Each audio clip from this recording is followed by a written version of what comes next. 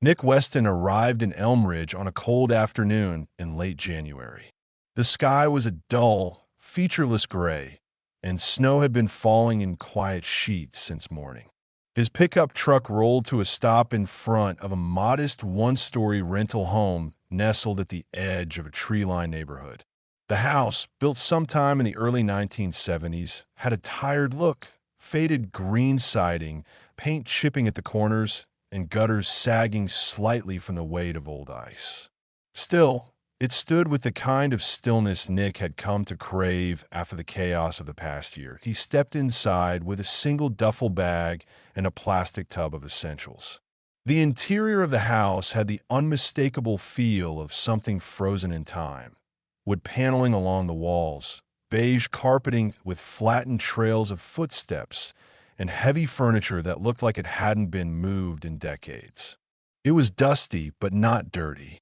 Everything had a slight smell of mothballs and old linen, the kind of scent that lingered in places where silence was common. The owner, a retired widower who had left for Arizona a few weeks earlier, had rented the house through a mutual acquaintance.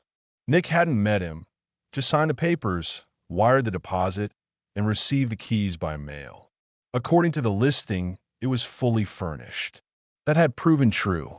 The living room held a low, bulky couch with crocheted blankets folded neatly over the back, a wooden coffee table with ring marks from ancient mugs, and a boxy old television that sat like an artifact from another era. The kitchen was small but functional. Wooden cabinets with tarnished brass handles lined the walls, and the linoleum floor had begun to peel near the fridge.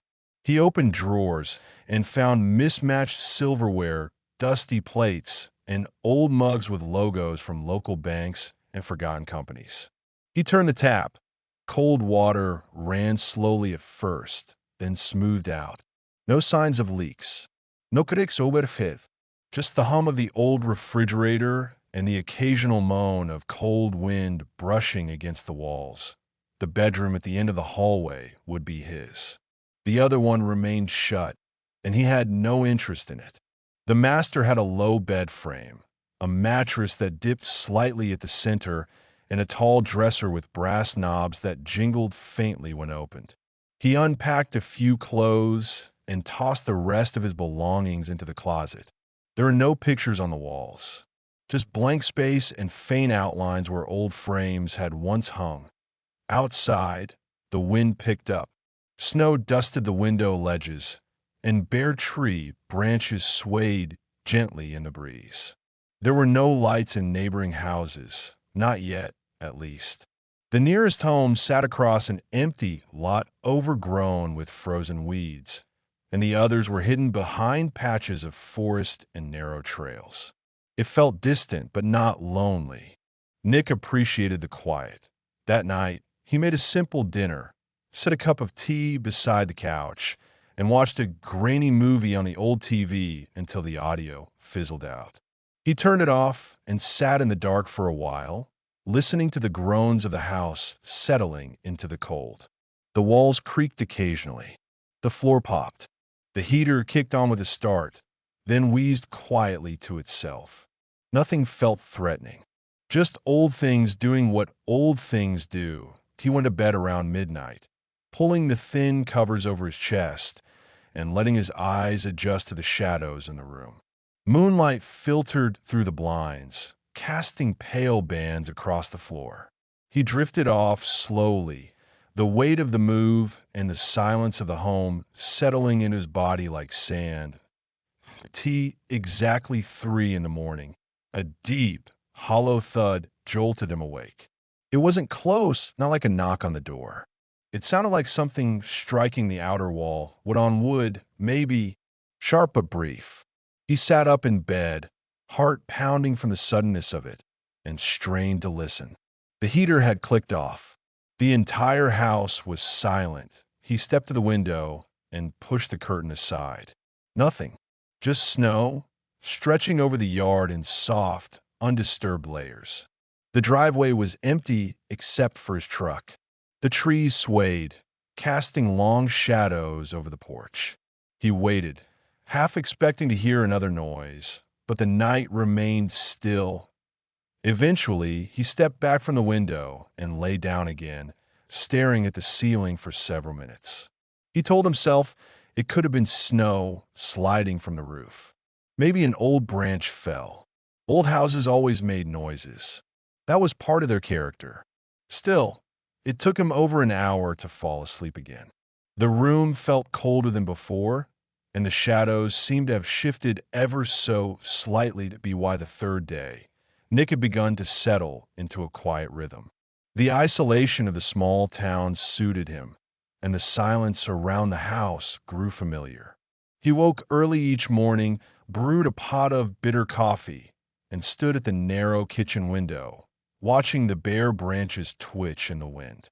The snow outside remained mostly untouched, save for a few sets of tire tracks leading to distant homes and the soft indentations of falling branches. But that morning, something caught his attention. The garbage bin at the side of the house stood ajar. It wasn't much, just the lid tilted slightly to the side, but Nick knew he had shut it tightly the day before. He remembered the distinct resistance of the old plastic and the snap of the latch. Still, he dismissed it quickly. The lid was light, the wind strong. It didn't seem worth worrying over. Later, as he rinsed his mug in the sink, he noticed something else. On the outside of the kitchen window, low and faint but unmistakable, was a smudged impression. A handprint, large and roughly oval, pressed into the condensation on the glass. It wasn't clear enough to see finger ridges, but the shape was there, and more unsettling was its placement, too high for an animal, too deliberate for wind or snow. He leaned closer, studying it, then stepped outside and walked around the house. There were no tracks in the snow beneath the window, no footprints or disturbances of any kind. The ground was smooth, that he told himself it could have been old, maybe from when the last tenant lived here. Or maybe condensation had simply taken a strange form. Still, the unease lingered, tucked into the back of his mind like a loose nail. That afternoon, as he returned from the grocery store, he spotted two boys riding their bikes along the road that cut through the trees near his property. They weren't close, just flashes of movement between the bare trunks, but it was enough to spark a kind of mundane suspicion. Kids, maybe curious, maybe mischievous.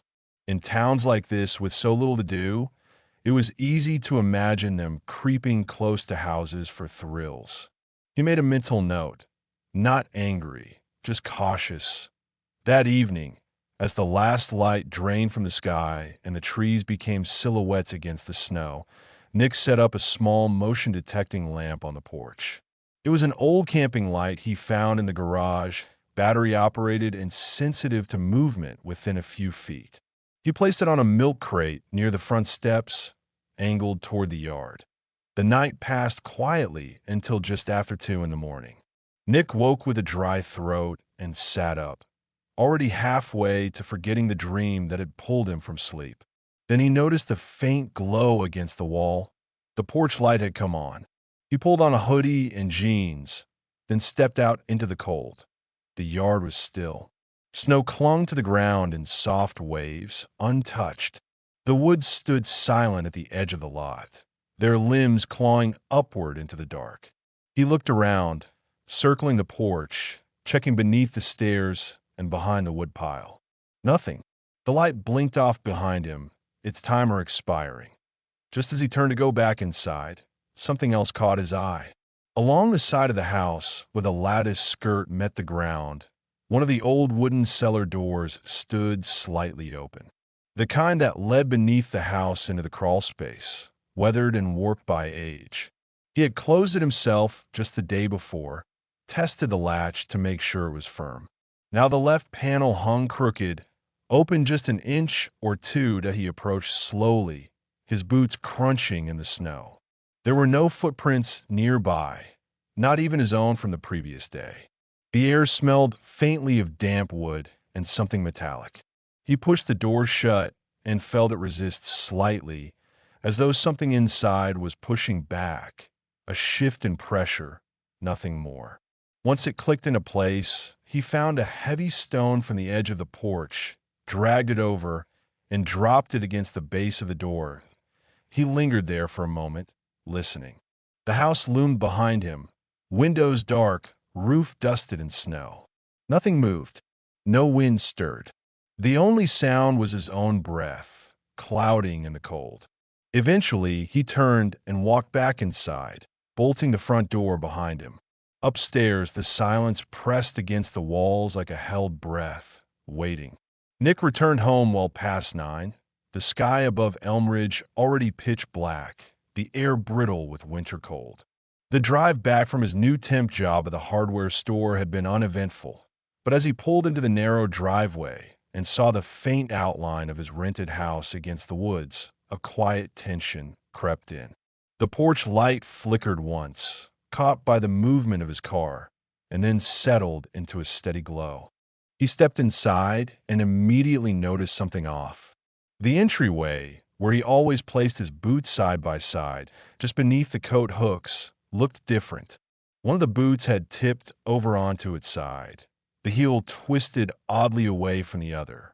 He stared at it for a moment, trying to recall whether he might have bumped it that morning in his rush out the door, but the memory offered nothing. He straightened the boot with a quiet motion and unzipped his jacket. Moving into the house, he paused in the hallway. The bathroom door stood ajar. Just a few inches, a sliver of darkness between the frame and the wall. Nick always kept it shut. He liked knowing which doors were open and which weren't. In a small house, those little consistencies mattered. The opening now seemed deliberate, as though someone had placed it just so that he walked through each room, switching on lights as he went. The bedroom was undisturbed, his unmade bed just as he had left it. The small guest room, and used since he arrived, looked the same. Dust on the corners, no signs of intrusion. He checked the kitchen, glanced at the windows and their locks, and tested the front and back doors. Nothing had been forced. Everything was in its place in the narrow coat closet by the door, where he kept cleaning supplies and a few winter scarves. Something caught his eye. On the linoleum floor near the edge of the molding lay a single match, wooden, slightly burned at the tip. He bent down and picked it up. The end was blackened, but not fully used. He didn't smoke, hadn't used matches in years, and there were none in the house when he moved in. The strangeness of it pressed in on him, quiet and sharp. Back in the living room, Nick reached for his phone to look up the non-emergency police line, but the screen flashed with a red icon. No service. The signal had dropped entirely. He raised the phone above his head, walked to the window, but the bars remained dead. Frustrated, he stepped outside onto the porch. Almost instantly, the signal returned, strong and full. Messages refreshed. He stared into the dark yard, at the tree lean beyond the snow-covered lawn, then turned back and re-entered the house. The signal dropped again as he closed the door. He spent the next half hour fiddling with the Wi-Fi router, unplugging it and moving it higher on a bookshelf, trying to figure out whether the signal drop was just interference or something else. The internet returned eventually, but the cellular signal stayed weak indoors. He blamed the insulation, maybe even the geography of the property. Still, the coincidence felt wrong that at some point in the early morning hours, Nick awoke with a start. The house was silent, but he remained still, holding his breath. Then it came again, a faint scraping sound, almost like fingers on rough wood. It wasn't from within the walls. It came from low and outside, beneath the floorboards, where the crawl space ran the length of the house. He turned on the bedside lamp, blinking in the sudden light. The noise stopped. He listened for another minute, but there was only stillness. He stood, pulled on a hoodie, and checked the windows again. Nothing. The snow in the yard lay undisturbed. The shadows of the trees stretched long and thin beneath the porch light, unmoving. Morning brought no fresh snow, only a pale gray light through the windows. Nick stepped outside and circled the house, his breath hanging thick in the air. Behind the house, the cellar doors waited. One of them had slipped open again. Not wide, just enough to let the wind catch it, creaking faintly. The heavy stone he had placed against it the night before had shifted, rolled slightly away from the door, as if nudged. He stood there for a long time, staring at the small black gap beneath the house, and wondered what else might be watching back. Nick decided to visit the neighbors to the left of his property. The snow crunched beneath his boots as he made his way across the yard, the cold morning wind tugging at his coat. The house belonged to an elderly couple, George and Linda, who had introduced themselves briefly on his first day but hadn't spoken to him since. Their home was modest, with a sagging porch and wind chimes that clinked gently in the breeze. George answered the door and listened patiently as Nick explained the strange events. The basement doors opening on their own, the noises at night, and the strange sense that someone had been in the house. George didn't seem surprised. He glanced toward Nick's rental and spoke slowly, as if choosing his words. The house, he said, had always been a little strange. Years ago, a woman had lived there alone.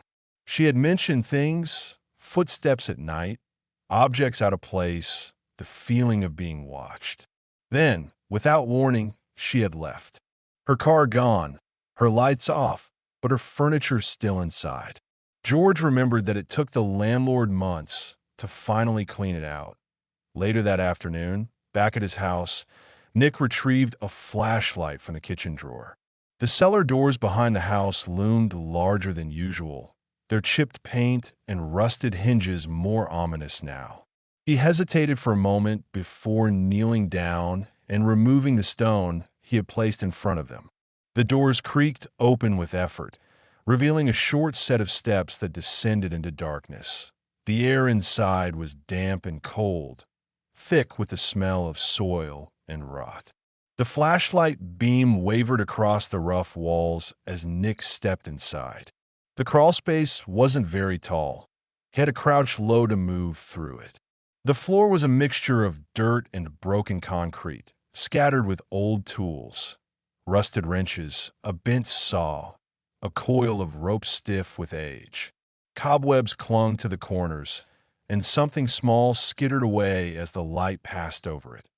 Near the far wall, he found a small wooden stool, roughly built and coated in dust. It sat in an oddly central position, as if placed deliberately. On the ground beside it lay a glass jar, the kind used for preserves. Inside, suspended in cloudy liquid, was an old intercom button, the kind typically found on the outside of apartment buildings. Wrapped tightly around it was a tangled lock of hair, dark, fine, and unmistakably human. Nick recoiled slightly, staring at the strange object. The air felt heavier now, as if the room itself had shrunk around him. Without touching the jar, he backed out of the crawl space, climbed the steps, and slammed the cellar doors shut behind him. He placed the stone back and added a second one for good measure. That night, the quiet of the house felt different, charged, brittle, like the air before a storm. As he lay in bed, half dozing, he heard something soft. It wasn't from the floor this time or the windows. It was near his head. A steady, shallow breath exhaled just beyond the wall.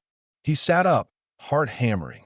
The sound had come from the ventilation grate above his nightstand.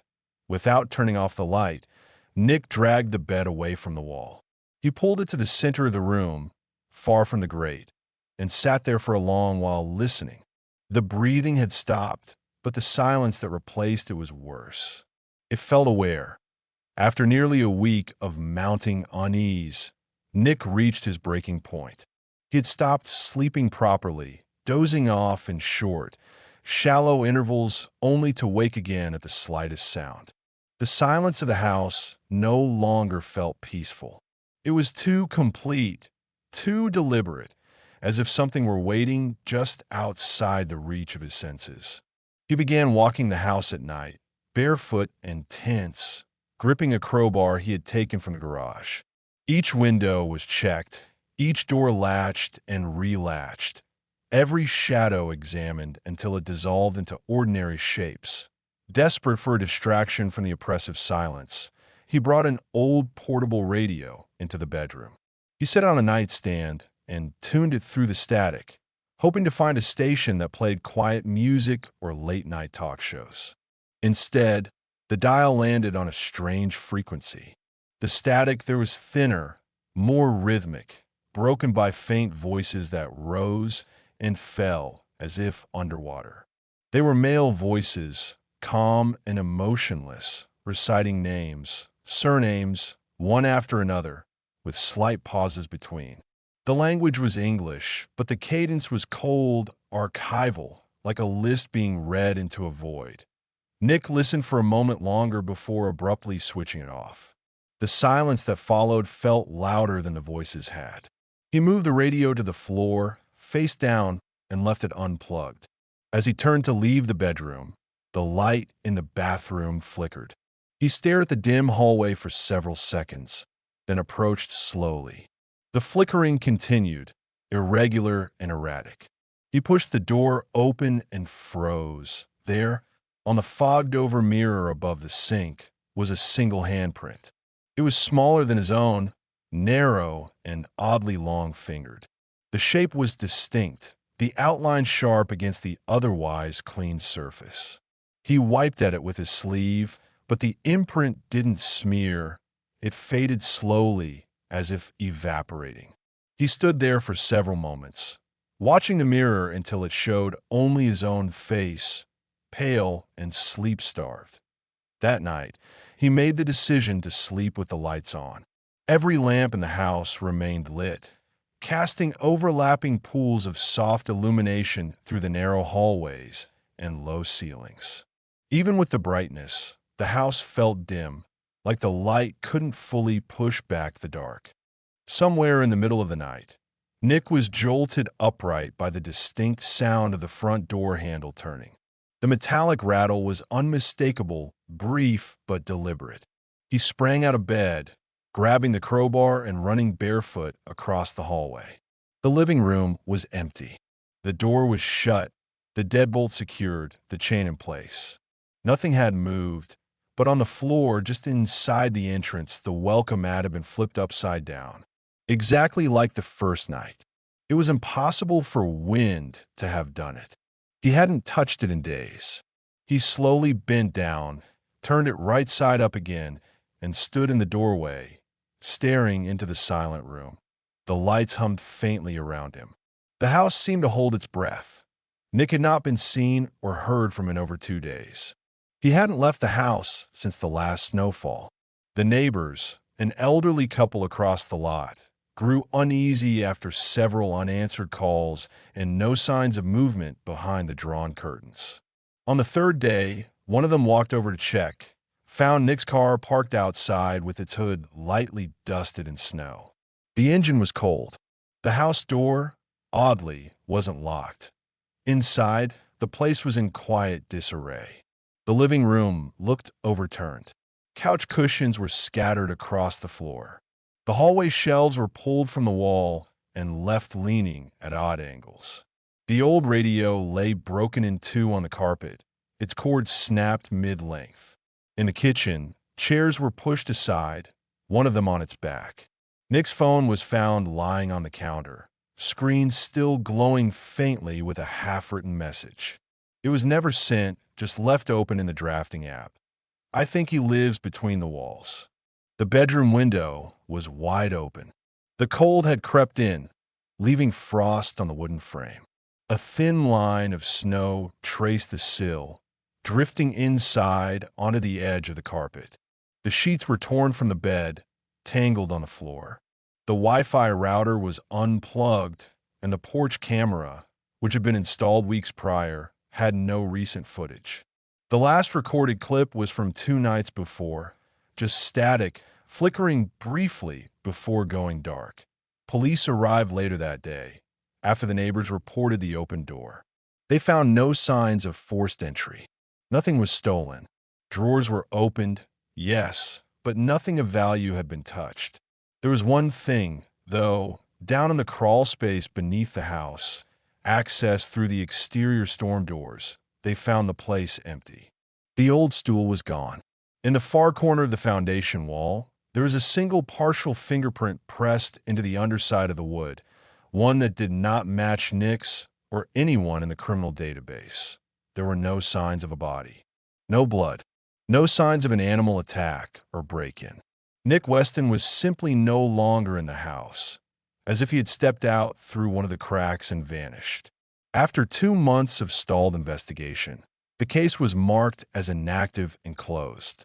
No leads, no suspects, no witness accounts. The owner of the property returned in early spring, reluctantly. He listed the house again, this time for a fraction of its original rental value. A new tenant arrived in late June.